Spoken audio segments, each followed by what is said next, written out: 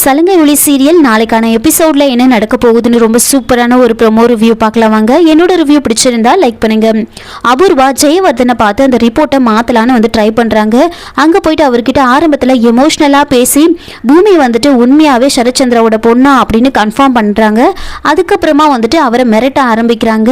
நான் கெட்டவன்னு சொல்றதுக்கு ஒரு தைரியம் வேணும், அந்த தைரியம் என்கிட்ட இருக்கு, நீங்க அந்த ரிப்போர்ட்டை மாத்தணும், நெகட்டிவ்னு மாத்தி ரிப்போர்ட்டை வந்து கோர்ட்ல சப்மிட் பண்ணணும் அப்படின்னு சொல்ல, இங்க பாருங்க இந்த மாதிரிலாம் நீங்கள் என்கிட்ட சொல்ல முடியாது, நான் ரொம்ப ஹானஸ்டான பர்சன், நீங்கள் கெட்டவங்க அப்படின்னு நீங்கள் அப்பாயின்மெண்ட் கேட்கும் போதே சொல்லியிருந்தா நான் உங்களை வர வச்சிருக்கவே மாட்டேன், அதெல்லாம் என்னால் மாற்ற முடியாது, இதை சொல்கிறதுக்கும் ஒரு தைரியம் வேணும் அப்படின்னு அவரும் ரொம்ப தைரியமாக சொல்கிறாங்க.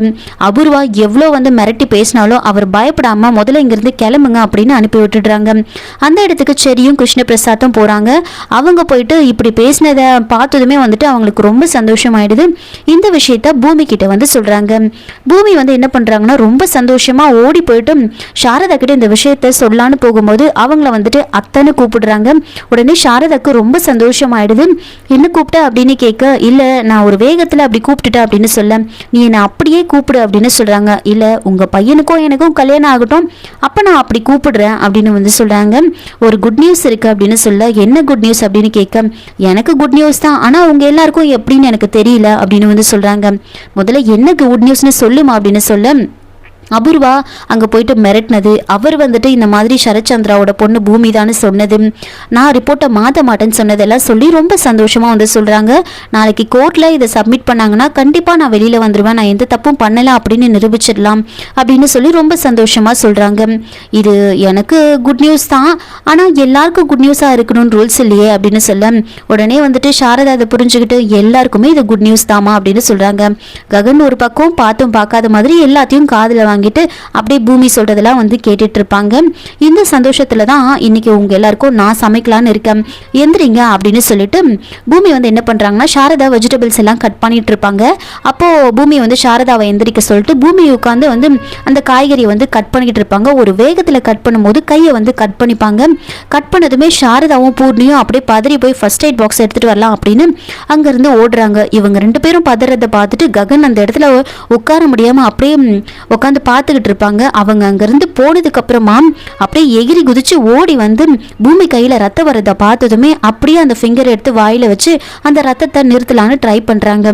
கொஞ்ச நேரத்துக்கு அப்படியே ககன் வந்து எல்லாத்தையும் மறந்துட்டு இதை பண்ணிட்டு இருப்பாங்க. பூமியும் அப்படியே ககனை பார்த்துக்கிட்டு இருக்காங்க.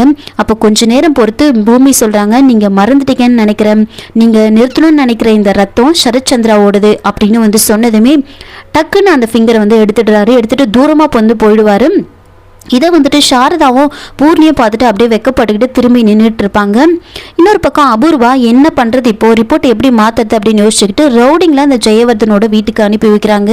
அங்கே போயிட்டு உங்கள் குழந்தைங்களெல்லாம் நாங்கள் கொண்டுடுவோம் அப்படின்னு மிரட்டி அவரை வந்து ரிப்போர்ட்டை மாற்றி வெப்பிய மாட்டி அப்படின்னு மிரட்டி கேட்க, அவரே நான் ரிப்போர்ட்டை மாற்றி வச்சிடுறேன் அப்படின்னு சொல்லி பயந்து போய் சொல்ல, இந்த விஷயத்த அந்த ரவுடிங்க அபூர்வாக்கு கால் பண்ணி சொல்கிறாங்க.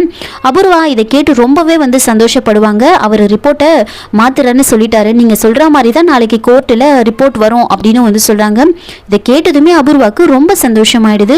ஒரு பக்கம் செர்ரி வந்துட்டு பூமியோட போட்டோ வச்சுக்கிட்டு ரொம்ப ஃபீல் பண்ணிக்கிட்டு இருக்க, அப்போ மீரா வந்து இதை பார்த்துடுவாங்க. இதை பார்த்துட்டு என்ன இதெல்லாம் அப்படின்னு வந்து கேட்க, அப்போ வந்துட்டு எல்லா விஷயத்தையும் செர்ரி சொல்றாங்க. அப்போ மீரா வந்து சொல்றாங்க, ஒருவேளை பூமி வந்துட்டு உண்மையாவே என் அண்ணனோட பொண்ணா இருந்தா கண்டிப்பா உனக்கும் பூமிக்கும் நான் கல்யாணம் பண்ணி வைப்பேன் அப்படின்னு சொன்னதுமே செர்ரிக்கு ரொம்ப சந்தோஷமாயிடுது. மறுநாள் வந்துட்டு எல்லாரும் கோர்ட்டுக்கு வந்து ரெடி ஆயிட்டு இருப்பாங்க. அப்போ சாரதா சாமியெல்லாம் கும்பிட்டுட்டு பூமியை வந்து ஆசீர்வாதம் பண்ணுறாங்க. எந்த தப்பும் இல்லைன்னு கண்டிப்பாக நீ வெளியில் வந்துடுவ, சீக்கிரமே என் பையனுக்கும் உனக்கும் கல்யாணம் நடக்கணும் அப்படின்னு வந்து ஆசீர்வாதம் பண்ணுறாங்க. அதுக்கப்புறமா ககன் ரூமை விட்டு வெளியவே வந்திருக்க மாட்டாரு. பூரணி வந்து சாரதா கிட்ட இதை பற்றி சொல்ல, சாரதா என்ன பண்ணுறாங்கன்னா ககனை கூட்டிகிட்டு வரதுக்காக போகிறாங்க. ககன் வந்து ரெடி ஆகிட்டு அமைதியாக உட்காந்துட்டு யோசிச்சுட்டு இருப்பாங்க. என்னப்பா ஏன் அப்படியே உட்காந்துட்டு இருக்க அப்படின்னு கேட்க, இன்னைக்கு ரொம்ப முக்கியமான நாள்மா அப்படின்னு சொல்ல, என்னப்பா சொல்லு அப்படின்னு கேட்க, என் மனசு ஒரு மாதிரி இருக்குது, ரொம்ப தவிச்சுக்கிட்டு இருக்கேன், நான் எனக்கு வேணுமா வேணாமா அப்படின்னு திண்டாடிட்டு இருக்கேன், அப்படியே வந்துட்டு எனக்கு ஒரு மாதிரி இருக்குது அப்படின்னு சொல்ல, நீ சொல்கிறது எதுவுமே எனக்கு புரியல அப்படின்னு வந்து சொல்கிறாங்க. சரி என் பேச்சை விடுங்க, நீங்கள் உண்மையாக நம்புறீங்களாமா, பூமி உண்மையாகவே சரச்சந்திராவோட பொண்ணாக இருப்பாளா, நீங்கள் அதை நம்புறீங்களா, உங்களுக்கு என்ன தோணுது அப்படின்னு கேட்க, அப்போது சாரதா வந்து சொல்கிறாங்க, என்ன பேசுகிற ககன், அவள் சரச்சந்திராவோட பொண்ணு அப்படின்னு நிரூபிச்சாதானே அவள் எந்த தப்பும் பண்ணலாம் அப்படின்னு அவளால் வெளியே வர முடியும், நீ அதை மறந்துட்டியா அப்படின்னு சொல்ல அதுக்கு ககன் வந்து சொல்கிறாரு, அம்மா அவள் எந்த தப்பும் பண்ணல, அந்த சரத்சந்திரான்னு இல்லை எந்த உயிருக்கும் வந்து அவள் எதுவும் ஆகணும்னு நினைக்க மாட்டா, அப்படிப்பட்டவ பூமி எந்த தப்பும் பண்ணல அப்படின்னு சொல்லி ப்ரூவ் பண்ணி வெளியெல்லாம் கொண்டு வந்துடலாமா, அதெல்லாம் ஒன்றும் பெரிய விஷயம் கிடையாது அப்படின்னு வந்து சொல்கிறாரு. அதுக்கப்புறமா ககன் ரொம்ப எமோஷ்னலாக பேச ஆரம்பிக்கிறாரு.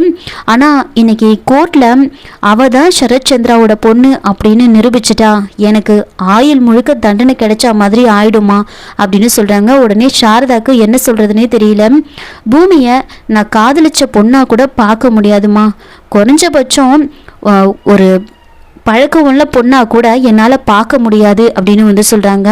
அப்படியே நீ பேசுகிற, உனக்குள்ளே இருந்த காதல் எங்கே போச்சு, இவ்வளவுதான் நான் முடிஞ்சு போச்சா அப்படின்னு சொல்ல உடனே ககன் வந்துட்டு, அம்மா பைத்தியக்காரத்தனமாக பேசாத ககன் அப்படின்னு வந்துட்டு சாரதா வந்து சொல்கிறாங்க. நமக்கு பிடிக்காத மனுஷங்களையும் பிடிச்ச காதலையும் சேர்த்து கட்டிக்கணும்னு நினைக்காத, அதுவும் இல்லாமல் எல்லாமே நம்ம நினச்ச மாதிரியே நடக்கணும்னு இல்லைல்ல அப்படின்னு வந்து சொல்கிறாங்க. அந்த கடவுள் நினச்சா எல்லாமே மாறும் அப்படின்னு வந்து சொல்கிறாங்க. சரி நீ வா, நமக்கு கோர்ட்டுக்கு டைம் ஆயிடுச்சு, நம்ம கிளம்பலாம் அப்படின்னு வந்து சொல்கிறாங்க. இதோட இந்த ப்ரோமோ வந்து முடிச்சிருக்காங்க. என்னோட ரிவ்யூ பிடிச்சிருந்தா லைக் பண்ணுங்கள், மறக்காமல் சப்ஸ்கிரைப் பண்ணுங்கள். தேங்க்யூ.